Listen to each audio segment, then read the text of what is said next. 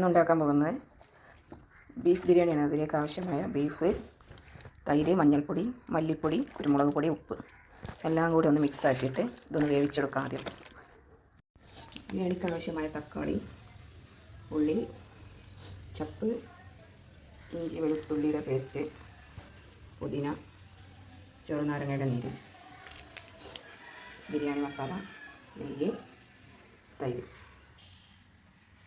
ചട്ടി ചൂടായി വന്നപ്പോൾ അതിലേക്ക് നെയ്യിട്ട് കൊടുത്തു. ശേഷം അതിലേക്ക് ഉള്ളിയിട്ട് അപ്പോൾ നന്നായിട്ടൊന്ന് ഇളക്കി കൊടുക്കുക. ഇഞ്ചി വെളുത്തുള്ളി പച്ചമുളകിൻ്റെ പേസ്റ്റ് ഇട്ടു നന്നായിട്ടൊന്ന് ഇളക്കി മിക്സിയിൽ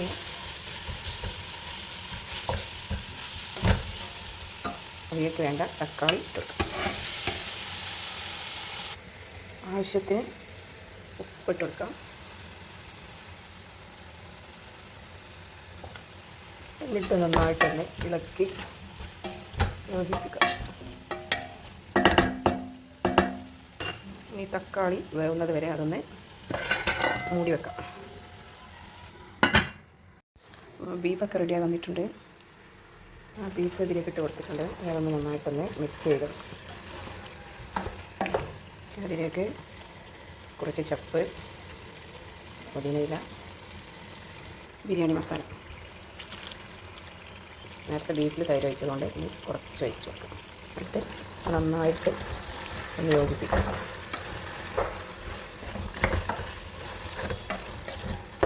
ലേശം ഉപ്പിൻ്റെ കുറവുണ്ട്, ഇട്ട് കൊടുക്കാം. അപ്പം ഞാൻ അടച്ച് വെക്കാം. ഇതിലേക്ക് വേണ്ട നെയ്ച്ചോറൊക്കെ റെഡിയാക്കിയിട്ടുണ്ട്.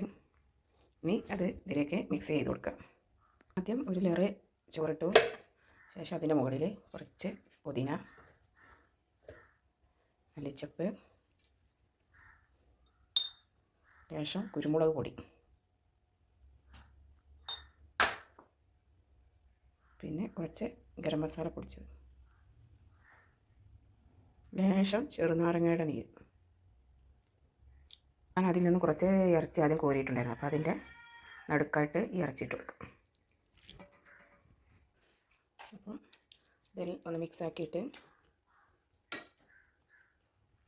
അതിലേക്ക് വീണ്ടും ചോറിട്ട് കൊടുക്കാം. അതിനുശേഷം അതിൻ്റെ മുകളിലായിട്ട് മല്ലിച്ചപ്പും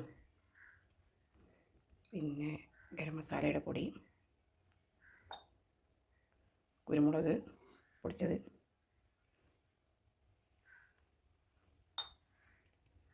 കുറച്ച് പുതിന, ബാക്കിയുള്ള ചെറുനാരങ്ങ നീരും കൂടി ഇട്ടിച്ച് കൊടുക്കും. എന്നിട്ട് അതിലേക്ക് കുറച്ച് RKG ഇട്ട് കൊടുക്കാം. ഇനി അതിനൊന്ന് അടുപ്പിൽ വെച്ച് കൊടുക്കാം. അത് ദമ്മിടാം.